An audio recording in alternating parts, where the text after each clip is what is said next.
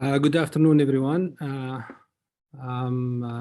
This afternoon, I will talk about orbital inflammation and orbital cellulitis. It's usually two lectures that I use to give, one for the inflammation and the other one for cellulitis. But today we'll give them together. So it's going to be a heavy lecture. So be ready.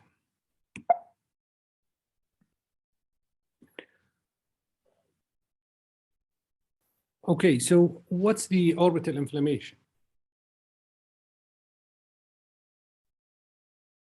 Orbital inflammation is a common disease that can affect the orbit. We can divide it into non-specific, which is the idiopathic orbital inflammation, and specific inflammation. Most common type is the thyroid eye disease. The second type is specific local or systemic finding, like, for example, vasculitis. The third type is specific histopathology, like, for example, granulomatous diseases. It can affect all ages and all races. It can be unilateral or bilateral. It can be diffuse or localized. So we'll speak at the beginning, and we'll talk about the non-specific, which is the idiopathic orbital inflammation. The etiology is unknown. What's the definition of idiopathic orbital inflammation? It is non-specific inflammation of the orbit. It can generally be acute or subacute in onset and histologically composed of polymorphous infestation of inflammatory cells. It can affect any age group, no gender or racial predilection. It is the third most common orbital inflammation, secondary to thyroid and lymphoma. It accounts for about 5 to 10% of orbital diseases.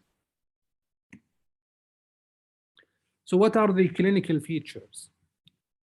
They usually present with acute or subacute presentation with pain, photophobia, proptosis, eyelid swelling, chemosis, conjunctival injection, double vision, and less commonly, the vision loss.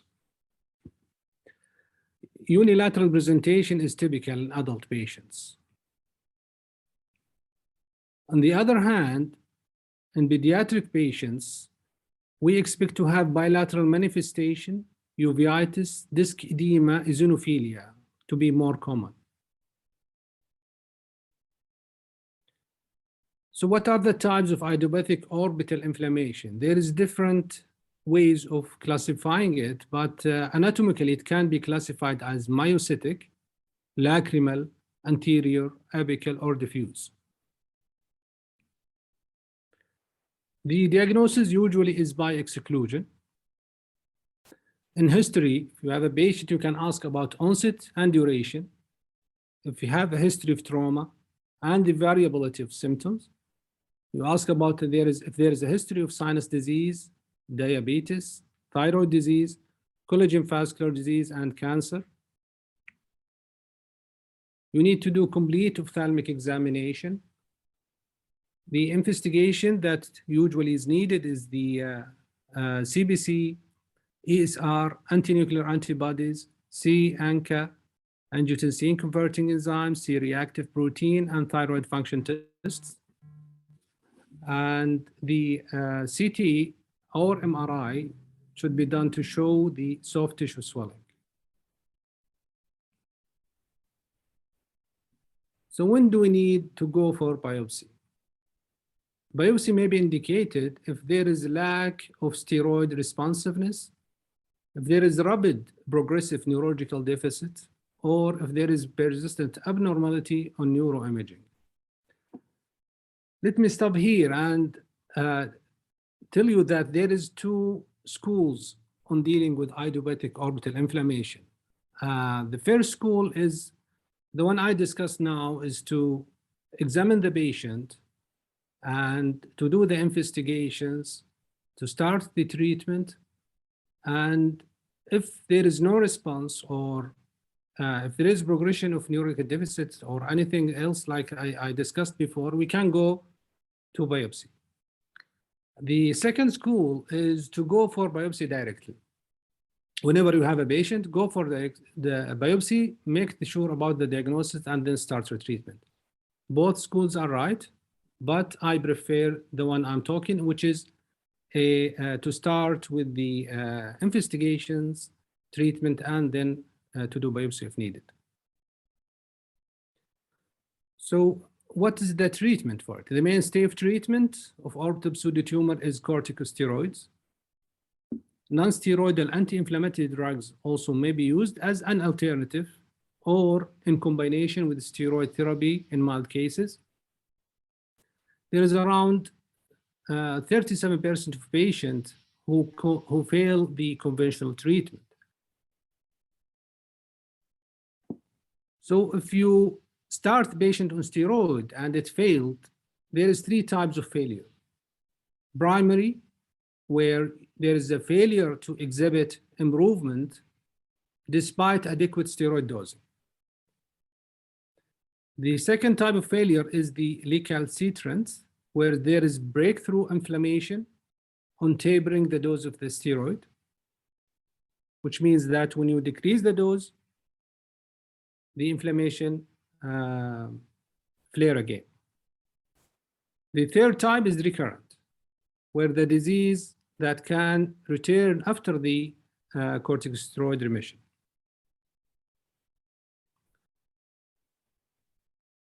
In refractory cases, the option that you can do is repeat workup, start adjuvant treatments, or go for debulking if the lesion is easily accessible or in severely progressive course.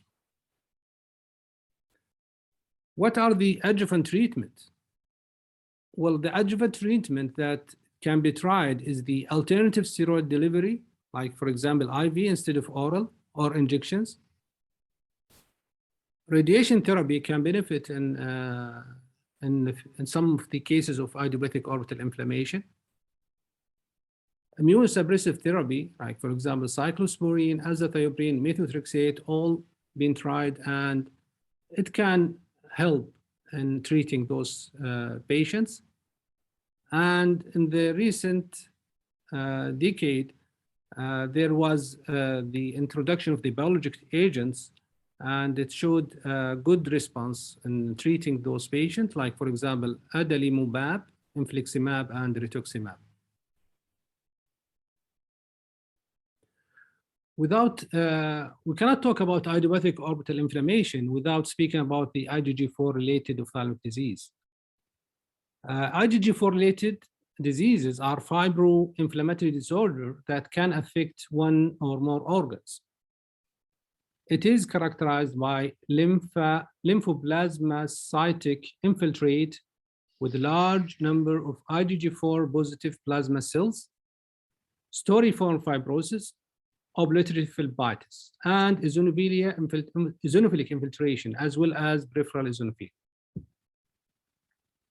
In some cases also, you might have elevated serum level of IgG4. The orbit is frequently involved site. The presentation is almost the same as the idiopathic orbital inflammation, where the lacrimal gland is mostly affected, or any other part of the orbit. And 50% of patients, if they have an orbital disease, they have a systemic disease. So how can we diagnose it?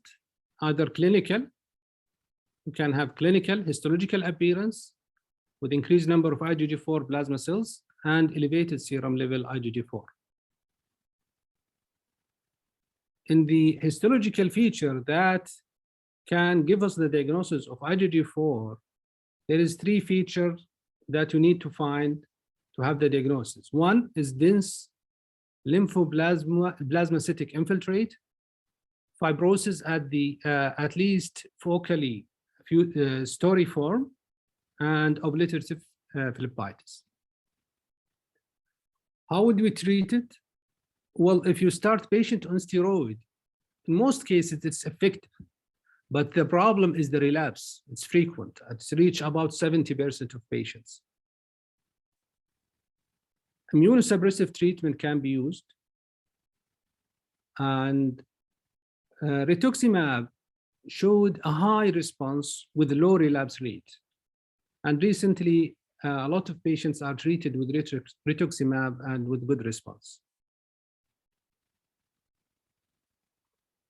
So we'll go now to the other type of inflammation, which is the specific inflammation. The first type is thyroid eye disease, and there is another subspecialty lecture which is going to talk about thyroid eye disease, so I will not talk about it today. The other type is the vasculitic or vasculitis. Histologically, there is vessel destruction or significant angiocentric inflammation. And clinically, there is inflammatory features from acute and subacute onset to chronic inflammation with vaso-obstructive signs and symptoms. The most common type of this part of inflammation is the granulomatosis with polyangitis, formerly known as Wegener granulomatosis. In those patients, they have autoimmune vasculitis that affect multiple organ systems. It can be systemic or localized.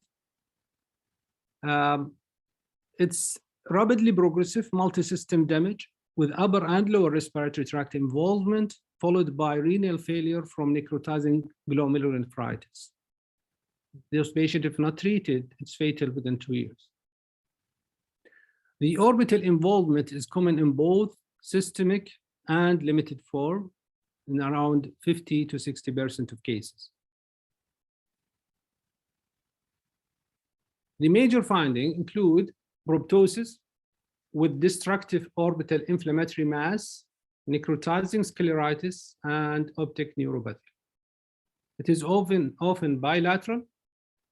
The diagnosis is clinical, radiological, and pathological.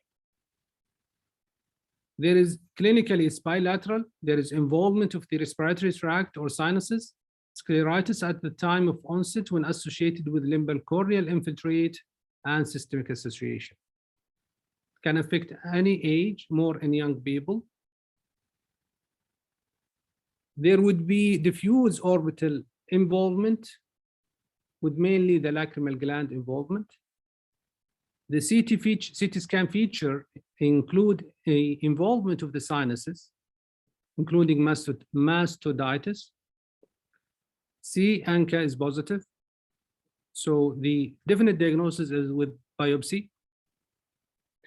What are the treatment? You can try steroid, cyclophosphamide, and rituximab. And this is one of the patients that we treated at KKH. She presented with bilateral swelling of the lacrimal gland, as you can see in the imaging. And it was tried at the steroid, but without response. Biopsy was taken and showed granulomatosis with polyangitis. And she was started on rituximab, and it showed some improvement after that. Another type of vasculitic inflammation is the Polyarteritis Nodosa.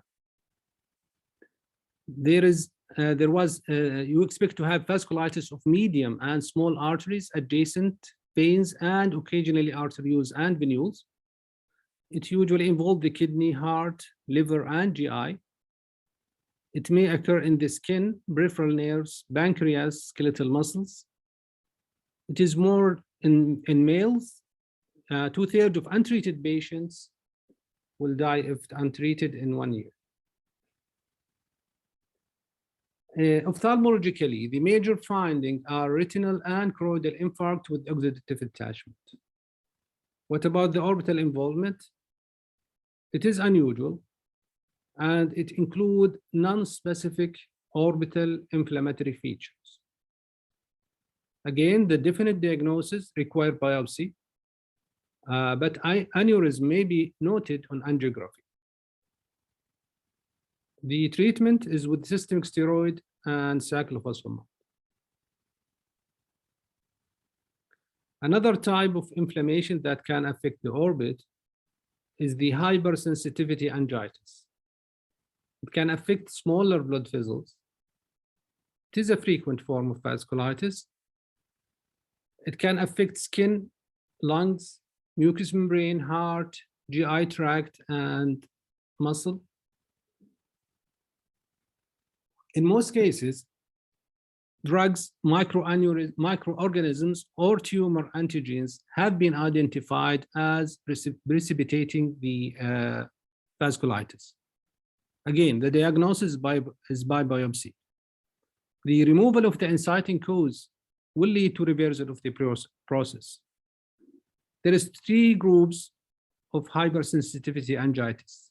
Orbital vasculitis, where patient present with a non-specific acute and subacute inflammation of the orbit with varying severity. It usually involves the anterior orbit andlets, and it responds rapidly to systemic steroid. The other type is vasculitis associated with connective tissue disorders. It can be with any type of connective tissue disorder, which include SLE, rheumatoid arthritis, and dermatomyositis. 20% of lupus patients, they have ocular involvement, primarily retinal vasculitis, but the orbital involvement is infrequent. It responds to aggressive systemic treatment. The third type of hypersensitivity angitis is the Sjogren syndrome. There is typical interstitial keratitis with auditory symptoms and vertigo. And the atypical feature is ocular and orbital disease without corneal involvement. However, many patients have superficial keratitis at peripheral cornea. It may lead to lid swelling, chemosis injection, and anterior orbital inflammatory disease. It responds usually to systemic steroid.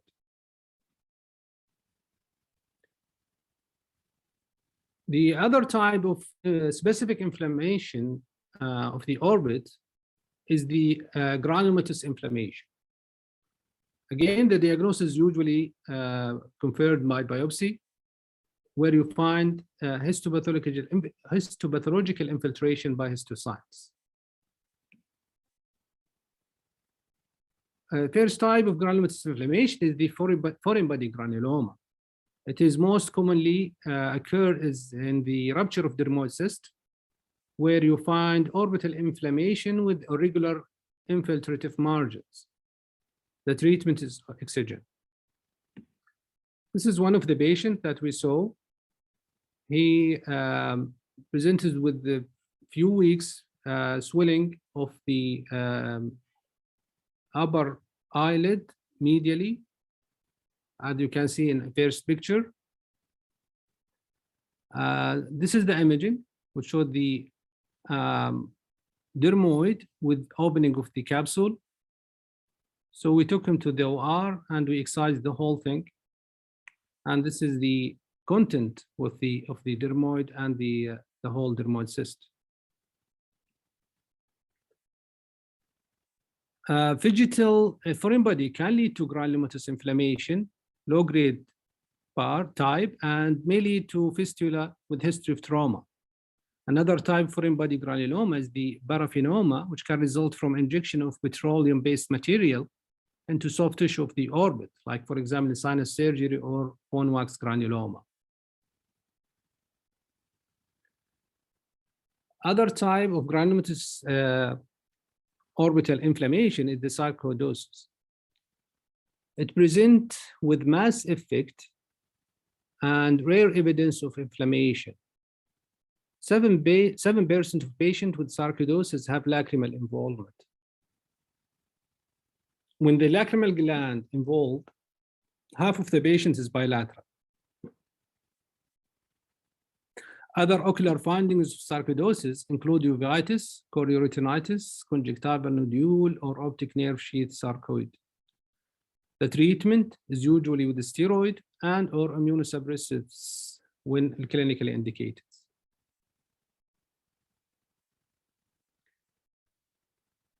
The third type of granulomatous inflammation is the Xanthgranulomatous disorders of the orbit.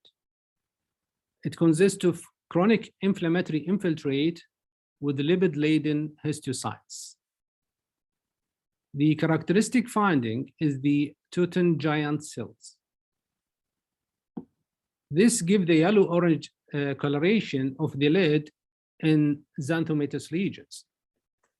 In juvenile xanthogranuloma, it affects the eyelid, anterior uveal tract, with few cases involving the anterior orbit. The adult onset is rare and it's frequently bilateral. It may or may not be associated with systemic disease, and it can respond to systemic steroid. There is another lesion that can affect the orbit. This lesion characterized by mass effect primarily and infiltration of the orbital structure, sometimes with low-grade feature of inflammation. One of them is the Kimura disease. It is a benign disorder of the young adults characterized by the development of inflammatory angiomas of the skin, chiefly head and neck, with regional lymphadenopathy. It is associated with systemic eosinophilia. The orbital involvement consists of well-defined soft tissue mass of the anterior orbit, canthus, and lids. If the lesion is well-defined and focal, excision is the treatment. For recurrent or persistent lesion, radiotherapy is advocated. This is the patient that was presented with swelling of the left upper eyelid, where you can see a mass there in that area with slightly yellowish discoloration. The patient was started on steroid. He responded to steroid, but when we stopped the treatment, it recurred again. So he was taken for excision, and it showed to be a Kimura disease. And this is his imaging.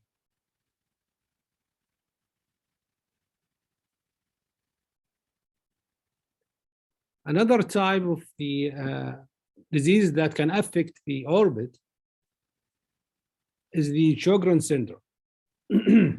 It is defined by the presence of any two of the triad of keratoconjunctivitis sicca, xerostomia, and autoimmune disease. Autoimmune disease include rheumatoid arthritis, SLE, and polymyositis. In keratoconjunctivitis sicca, it is characterized by feature of dry eyes with palpable enlargement of the lacrimal gland. It may be solitary dacryoadenitis or other orbital soft tissue inflammation. For systemic disease, systemic steroid and immune suppressive are used. The local treatment of dry eye and xerostomia is indicated. So by this, we finished the first part of our lecture today. Now we'll shift gears to the other part of the lecture, which is the orbital.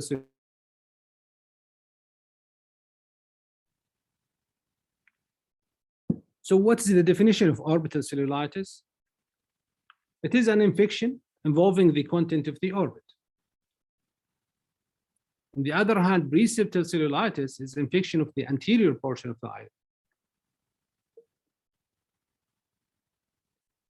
It can be either microbial, bacterial, or viral, can be fungal or parasitic. So let's talk about the orbit anatomically. It is a cone-shaped structure as all of you know. It is surrounded by paranasal sinuses. The orbit is lined by the periosteum, which is called periorbita, and the orbital septum is a membranous sheet that extends from the periosteum to the tarsal plate. This shows the thin wall of the medium wall. Here you can see the orbital septum separating the orbit from the preseptal area.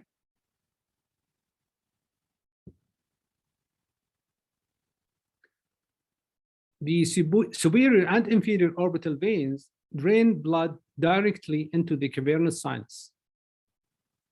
In the inferior orbital vein, it is valveless, so the infection can pass readily from the orbit to the intracranial structures. Here you can see the superior and inferior orbital veins.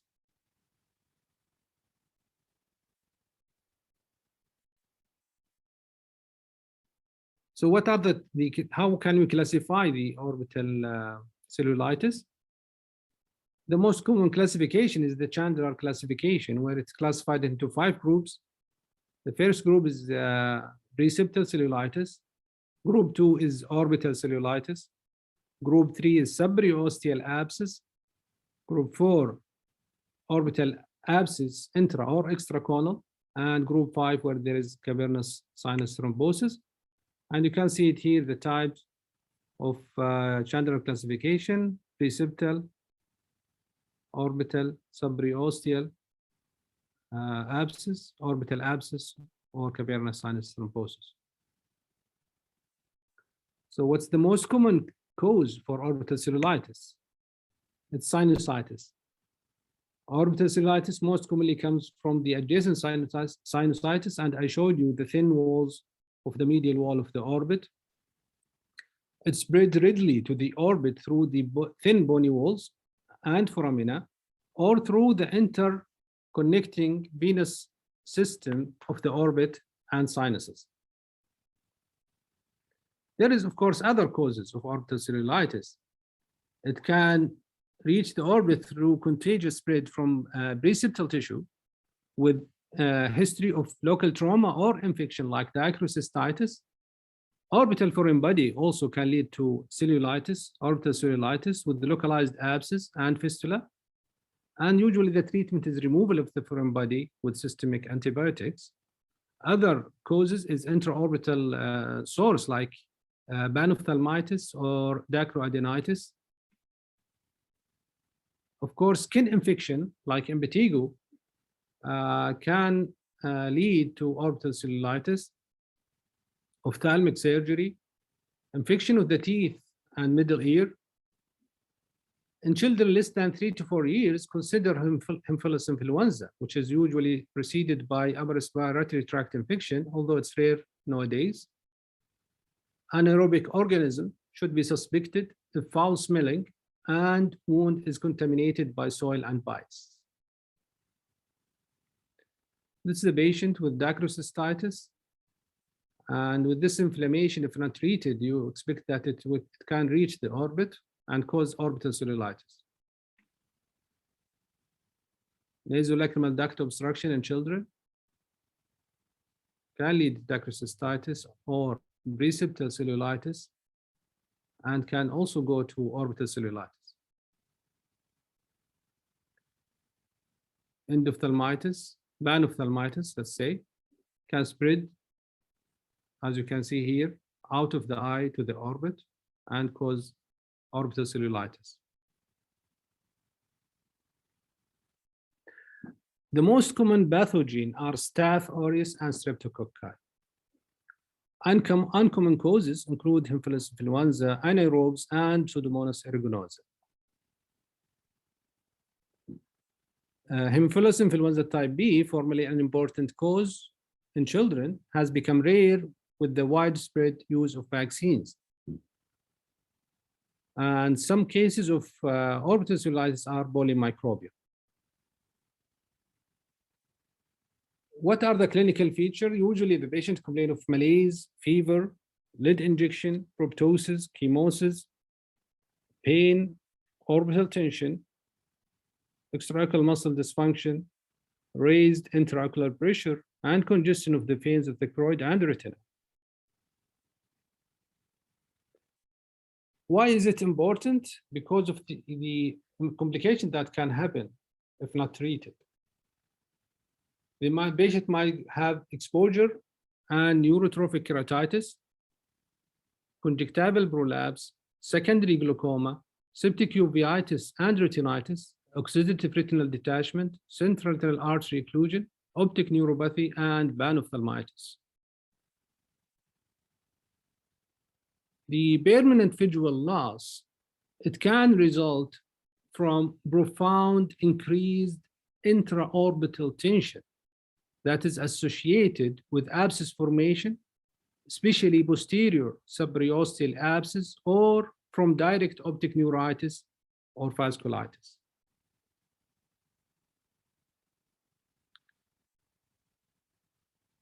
In the subperiosteal abscess that can be associated with orbital cellulitis, it occurs in about 15 to 59% of cases.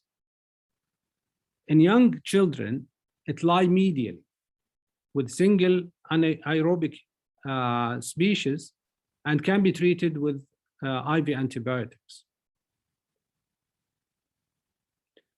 Non-medial abscess in older children and abscess located superiorly are at high risk of intracranial abscess.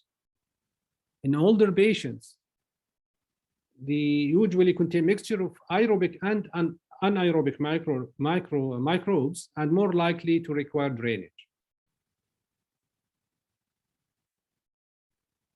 The most devastating complication is spread by means of vascular emissaries to the cavernous sinus, leading to cavernous sinus thrombosis. If it reaches the cavernous sinus, it is associated with headache, nausea, vomiting, fever, varying degree of consciousness, increased chemosis, bilaterality, nerve pulses, and decreased extraocular muscle movement and development of blue-purple lid. The spread to the intracranial cavity can lead to subdural empyema or intracranial abscess. So how would we diagnose it? Of course, by the history, the clinical feature.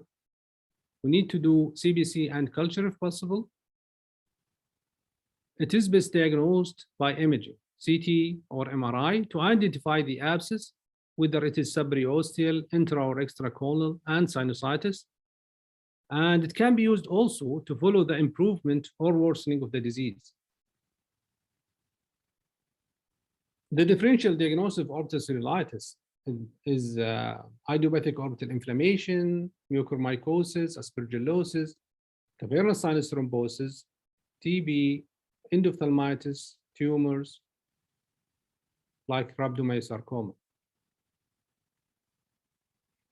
Those patients have preceptor cellulitis. And this patients, as you can see, one of them is smiling, and it's in two patients together, they have the same problem. So we expect to have insect bites.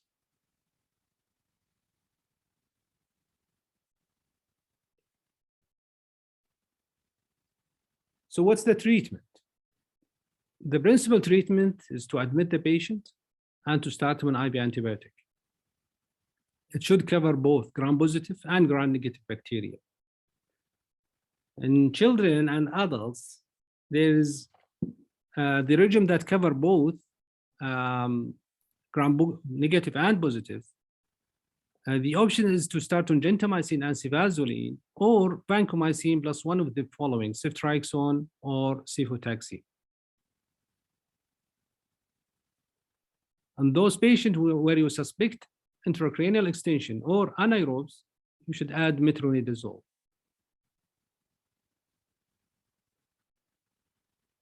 There is indication that you need to go for subperiosteal abscess drainage. and not to wait for it.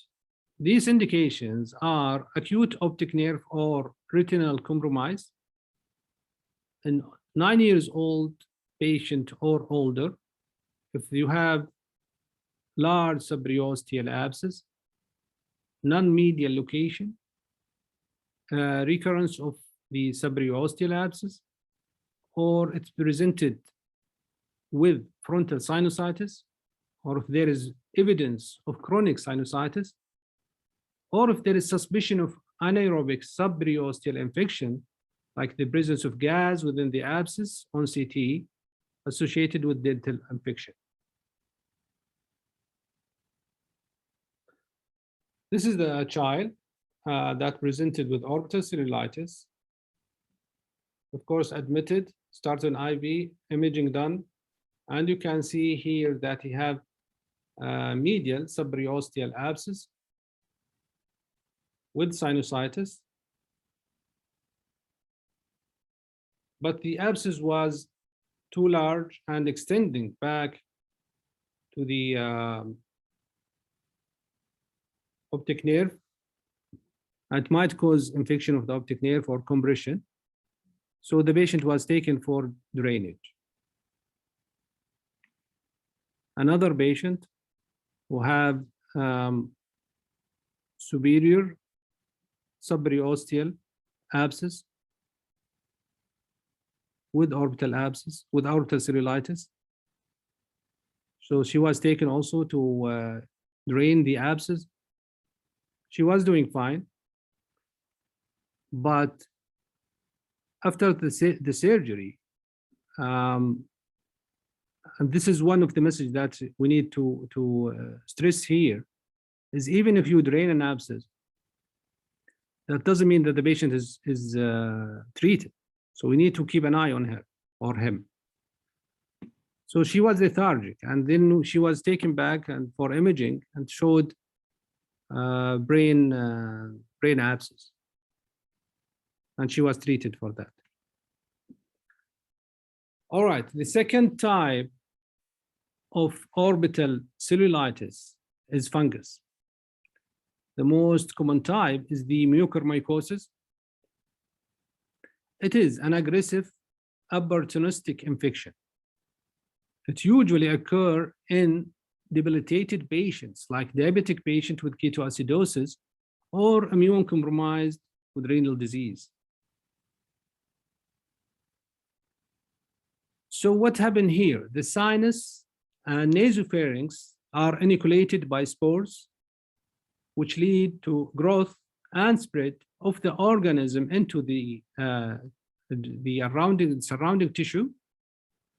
It invade and occlude vascular lamina, causing infarction and inflammatory necrosis. It can spread to the adjacent tissues of the orbit and intracranial cavity. That may be rapid and fatal. So what are the clinical features? They had apical pain, which progressed to cellulitis, proptosis, abrupt visual failure, and apical neuropathy. You should look for the presence of black lesion at skin, palate, and nasal mucosa. Imaging will show displacement of the orbital structures adjacent to the specific sinus with and without bone destruction. The treatment requires multidisciplinary approach. Tissue should be obtained for microscopic examination, for fungal culture and histopathological examination. In histologically, you can find large non-septate branching hyphae. The treatment is wide local excision of the involved tissue with frozen section and, if indicated or required, exenteration. You should start the patient on systemic antifungal along with local irrigation of tissue with such agent is recommended. Another type of fungal disease that can affect the orbit is Aspergillosis. It can cause endophthalmitis, corneal ulcer, and orbital invasion. There is increased frequency related to drug addicts, kidney transplant, and immune suppression.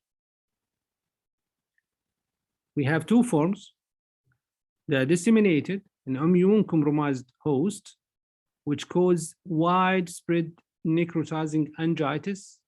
Endophthalmitis is a sequelae of that. The other type, which is the relatively slow, localized, infiltrative mass in the orbit, usually originating from the adjacent sinus. It can happen in a healthy people, but more common in individuals with recurrent sinusitis and polyps.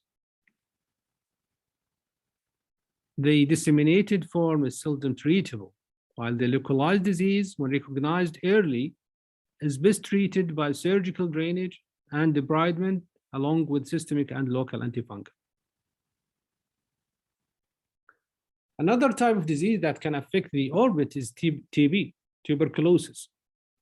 The orbital involvement of TB occurs in two circumstances: either secondary to hematological spread or direct extension from the adjacent structure, like the sinus. If you have a hematological spread, it usually causes two orbital manifestations: either periosteitis. The other type of infection that can affect the orbit is the syphilis. So syphilis orbital infection is rare, but it can happen in immune-compromised patients. It can cause either acute or chronic inflammatory disease, and it's usually treated with systemic antibiotics. The other type of infections that can affect the orbit, and this is the last part of our lecture today, is the parasitic infestations. It is more in emerging countries or endemic areas. The three common types are hydatid cyst or echinococosis, cysticercosis, or trichinosis.